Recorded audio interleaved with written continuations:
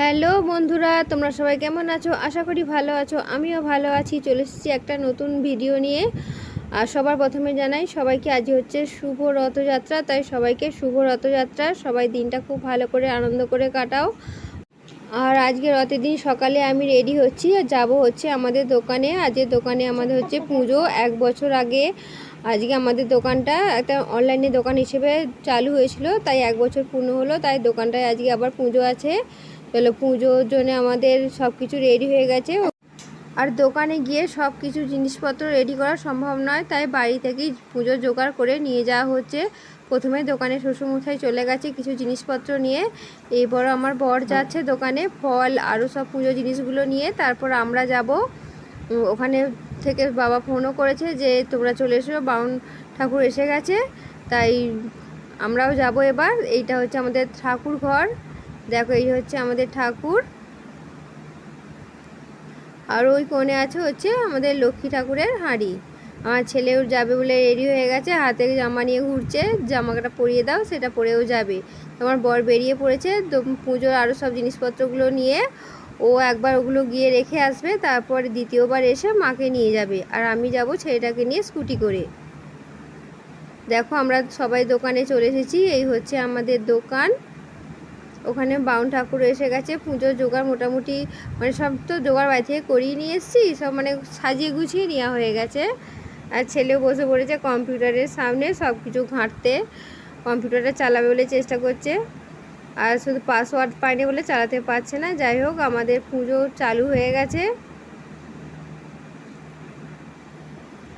তোমাদেরকে দোকানটা একটু ভালো করে দেখাই। দেখো, আমাদের দোকানটা বেশ লম্বা, তাই মধ্যিখান দিয়ে একটা বোর্ডের মানে দুভাগ করে করা হয়েছে। অর্ধেকটা হয়েছে দোকান আর অর্ধেকটা হয়েছে মানে ওই যে বোর্ডটা দেখতে পাচ্ছ না, ওর পাশটা অর্ধেকটা আছে, সেখানে আমাদের তো চাষবাস হয়, ধান মানে চাষের ধান, ওই বাকি অর্ধেকটাই রাখা হবে। এখানটা একটা দরজা করা হয়েছে, 2 ভাগে ভাগ করা হয়েছে। একদিকটা দোকান আর একদিকে ওই চাষের জিনিসপত্রগুলো রাখা হবে। এই হচ্ছে দোকানটা, নতুন করে রং করা হয়েছে। রংটা কেমন হয়েছে সবাই জানিও। পুজো আমাদের চলছে।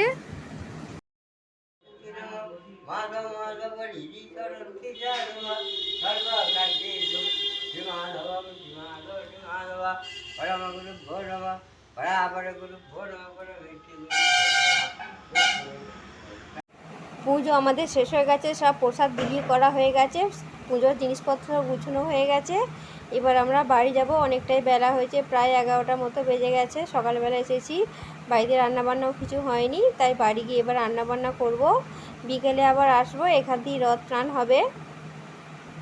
দেখো, ওই সামনের যে রোডটা আছে এখান দিয়েই রথ যাবে, তাই বিকেলে আবার আসবো রথ দেখতে। বিকেল হয়ে গেছে, রথ টান শুরু হয়ে গেছে, আমরাও তাই চলে এসেছি রথ দেখতে। বন্ধুরা, তোমরাও কেউ কেউ রথ দেখতে গিয়েছো? কমেন্ট করে জানিও। এই হচ্ছে আমাদের এখানকার গ্রামের রথ। রথটা 3 তলা। রথ টান প্রায় যেখান থেকে শুরু হয়েছিল সেখান থেকে অনেকটাই চলে এসেছে রথটা।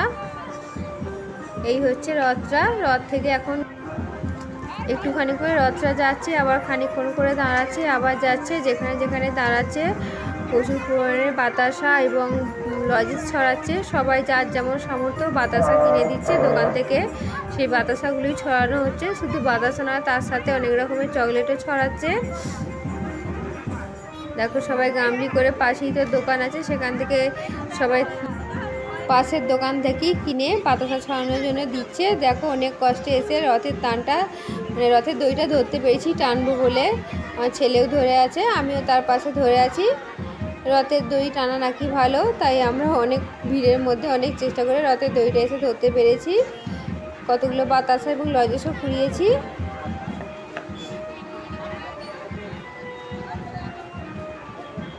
রথটা যেখানে দাঁড়াচ্ছে অনেকক্ষণ করেই দাঁড়িয়ে আছে। তবে এখান থেকে আরেকটু দূরে গিয়ে নাকি আর একটা রথ টানা হয়, সেখানে রথটা নাকি খুব ভিড় হয়, সেখানে প্রচণ্ড ভিড় হয়। প্রতি বছরই ইচ্ছা দেয়, কিন্তু প্রচণ্ড ভিড়ের জন্যে যাওয়া হয় না।